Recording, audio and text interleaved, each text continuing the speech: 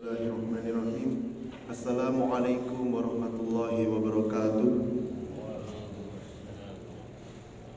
Innal hamdalillah nahmaduhu wa nasta'inuhu wa nastaghfiruh wa na'udzu billahi min shururi anfusina wa min sayyiati a'malina.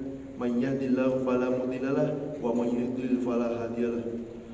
Asyhadu an la ilaha illallah wa asyhadu anna Muhammadan abduhu wa rasuluhu la nabiyya ba'dahu. Amma ba'du.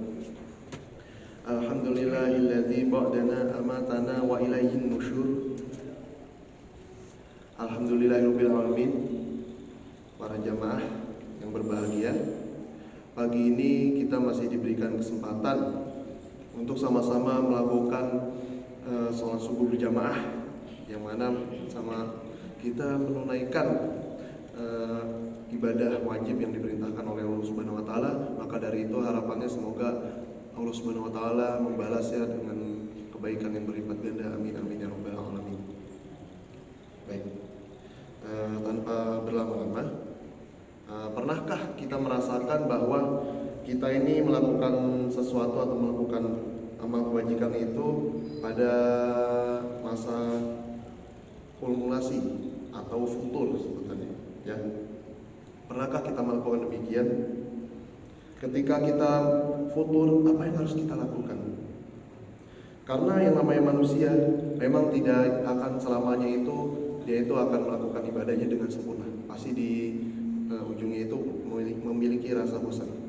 Nah, apakah itu futur? Kalau kita buka ayat surah Al-Mulk, surat 67 ayat 3, futur itu di situ artinya adalah cacat, ya. Cacat, mungkin tidak utuh.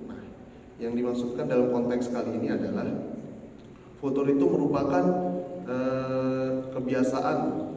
kebiasaan kita melakukan amal kebajikan, kebiasaan kita melakukan ibadah pada Allah, namun pada saatnya itu kita merasakan kebosanan atau merasakan kejenuhan untuk melakukan hal tersebut. Maka dari itu apa yang harus kita lakukan para jamaah sekalian? Rasulullah SAW pernah berkata demikian. Beliau pun bersabda pada hadisnya, Inna likulli amalin syirrotan wa likulli syirrotin fatrun. Setiap amal itu ada masa-masa semangat, dan setiap masa semangat ada masa futurnya atau turun. Di sini Nabi Muhammad SAW memberikan kepada kita sebuah tips atau treatment, yang mana kita itu diminta untuk mengatasi pada saat kita mengalami futur tersebut. Rasulullah bersabda, siapa yang masa futurnya kepada sunnah lagi, ia sungguh dapat hidayah. Dan siapa yang masa futurnya bukan pada sunnah, sungguh ia telah binasa. Nah, maka dari itu, ketika futur, misalnya kita sedang semangat membaca Al-Quran, baca Al-Qurannya yang tadinya misalnya itu 1 lembar, 1 juz, ya bahkan setiap 1 malam, tiba-tiba mungkin karena semangat kita ini tiba-tiba down, bisa jadi kita hanya membaca sehalaman, bahkan setengah halaman, bahkan 1 ayat. Nah, itu memang sudah hal yang manusiawi para jamaah sekalian. Tidak bisa dipungkiri lagi, memang banyak dorongan-dorongan lain untuk tidak melakukan ibadah kepada Allah itu secara lurus atau secara linier, begitu maksudnya. Nah, namun qadarullah, misalnya kita memang tidak ingin membaca Al-Quran itu secara terus-menerus, atau yang biasanya kita itu istiqomah melaksanakan sholat malam, sholat lain, namun di saat kemudian itu kita lebih memilih untuk memperpanjang waktu tidur kita. Lalu yang dikatakan binasa oleh Rasulullah itu siapa tadi? Yang dikatakan Rasulullah binasa itu adalah orang yang tadinya itu misalnya contohnya rutin membaca Al-Quran, namun di tengah-tengah ia hanya membaca, tidak melanjutkan membaca Quran, bahkan membaca hal-hal yang mungkin notabene itu kurang penting, ya. Bahkan tidak ada usaha untuk diperbaiki masa futurnya itu. Nah, maka ketika kita menghadapi futur seperti itu dalam suatu amalan, cobalah kita pindah kepada amalan kebajikan yang lain, yang insya Allah kita juga akan terpicu semangatnya. Hal ini supaya kita berpindah dari sunnah menuju sunnah yang lain. Maka dari itu futur itu bersifat parsial pada amalan-amalan tertentu. Ada futur yang sifatnya menyeluruh dan ini bahaya. Biasanya futur seperti ini akibat maksiat dan dosa. Karena kata Al-Imam Ibnu Qayyim rahimahullah, al-ma'asi tad'aful qulub. Maksiat itu membuat hati menjadi lemah. Maka dari itu ketika kita banyak melakukan maksiat, naudzubillah min dzalik, kita pernah melakukan maksiat ataupun yang lainnya, akibatnya itu akan berimbas, akan impactnya kepada hati kita. Di saat hati kita lemah, akhirnya kita merasa berat, merasa enggan untuk menghadap kepada Allah Subhanahu wa taala, untuk secara tulus, ya secara hati yang murni itu menunaikan ibadah kepadanya. Di saat seperti itu apa yang harus kita lakukan? Mungkin kalau secara sederhananya melalui lisan kita bisa melakukan istighfar beberapa kali, ya. Istighfar kepada Allah, banyak kita meminta taubat kepada Allah Subhanahu wa taala, minta ampun bahwa memang kita ini sejatinya adalah makhluk yang tidak luput daripada kesalahan. Maka dari itu mungkin kita banyak-banyak seperti tadi taubat, istighfar, dan meminta petunjuk. Yang paling penting adalah meminta petunjuk pada Allah agar kita diluruskan lagi hatinya untuk selalu ada di jalannya. Kemudian kita pun bermujahadah untuk membiasakan amal soleh itu tuh seolah-olah itu adalah kebiasaan kita, rutinitas kita. Maka dari itu mungkin kita tidak nanti kedepannya tidak keberatan, tidak mengalami futur dengan mudah seperti yang saya sebutkan tadi. Kalau kita misalnya sudah mulai futur lagi, lalu kita biarkan sampai akhirnya semangat untuk beribadah, maka insya Allah hilang semua rasa semangat yang tadi. Maka dari itu mungkin kita tidak mengalami masa bahaya atau lampu merah yang seperti saya sebutkan tadi. Maka harus berjihad melawan nafsu kita sesuai firman Allah Subhanahu wa taala, walladzina jahadu fina lanahdiyannahum subulana. Dan orang-orang yang berjuang di jalan kami akan berikan ia hidayah kepada jalan-jalan kami yang lain. Quran surah Al-Ankabut ayat 69. Artinya, kalau kita berjihad melawan hawa nafsu kita, untuk melawan kefuturan kita, untuk terus beramal solih, maka Allah Subhanahu wa taala senantiasa akan membukakan pintu-pintu kebaikan, pintu-pintu rahmat, bahkan pintu rezeki kepada kita, sehingga kita mampu untuk melakukan amal kebaikan yang lainnya.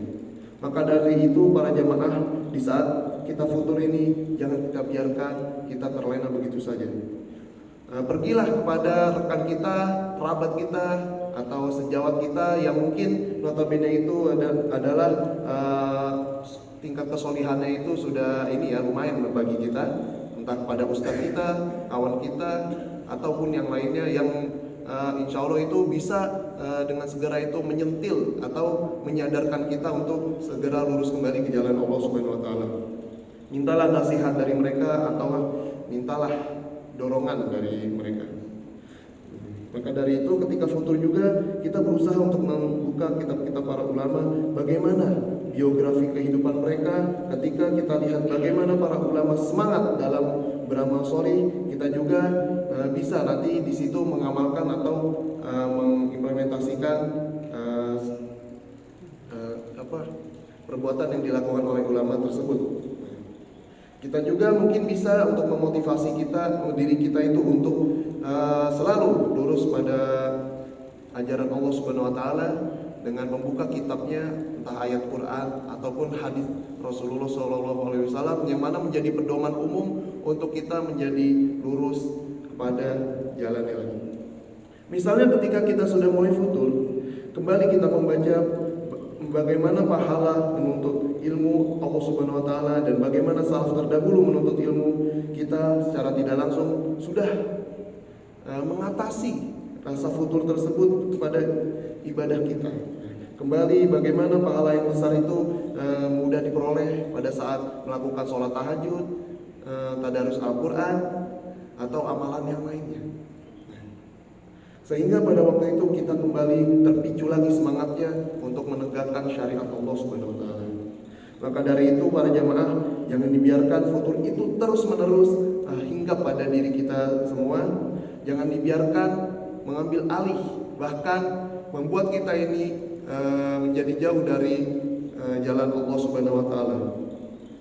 Allah berfirman, wa ka'ayyim min nabiyyin qatala ma'ahu ribbiyuna katsir fama wahanu lima asabahum fi sabilillahi wa ma dhu'fu wa mastakanu wallahu yuhibbus sabirin. Berapa banyak para nabi yang berperang bersama sahabat-sahabatnya, mereka tidak lemah terhadap musibah yang menimpa mereka. Mereka pun tidak menjadi futur akibat daripada rintangan yang mereka hadapi. Tapi mereka terus bertawakal kepada Allah dan Allah cinta kepada orang-orang yang sabar. Quran Surah Ali Imran, surah ketiga ayat 146. Sudah jelas dari cerita atau gambaran dari ayat tersebut menceritakan bahwa sahabat Nabi pun atau umat-umat Islam pada zaman dulu pun pada saat berperang juga mengalami hal demikian sama sepertinya kita. Namun mereka itu selalu berpegang teguh pada Allah Subhanahu wa taala agar memang hatinya itu dikuatkan agar kembali lurus pada Allah Subhanahu wa taala sehingga mereka bisa mengikuti perang bersama Nabi Muhammad SAW, berjihad dengan Rasulullah itu dengan khusyuk dan rasa tulus yang sebenar-benarnya dalam hati. Maka dari itu jangan sampai kita padamkan semangat kita itu untuk menjalankan syariat Allah Subhanahu wa taala. Jangan sampai futur itu menguasai diri kita. Karena itu akan menyebabkan kita bisa saja terjerumus pada kemaksiatan atau naudzubillah kita itu bisa binasa dalam api neraka. Naudzubillah min dzalik. Jamaah sekalian, pesan atau intisari dari sini adalah di mana kita saat melakukan ibadah jangan sampai kita itu memang benar-benar terdorong oleh hawa nafsu untuk malas bahkan enggan melaksanakan ibadah tersebut. Karena yang namanya rasa jenuh atau bosan itu memang sudah hal yang lumrah. Maka dari itu harus segera kita atasi dengan kita mencari solusinya. Bagaimana kita kembali kepada ridho Allah Subhanahu wa taala, bagaimana kita kembali kepada jalan Allah Subhanahu wa taala yang mana notabene Allah juga akan memberikan petunjuk pada kita. Allah akan memberikan petunjuk kepada hambanya yang memang bersungguh-sungguh untuk menuntut petunjuknya. Mungkin dari saya kultum yang singkat ini cukup sekian. Mohon maaf bila terdapat salah kata atau kekeliruan atau tidak berkenan di hati para jamaah. Al-haqqu min rabbika fala takunanna minal mumtarin. Wabillahi taufiq wal hidayah wa ridha wal inayah. Wassalamu alaikum warahmatullahi wabarakatuh.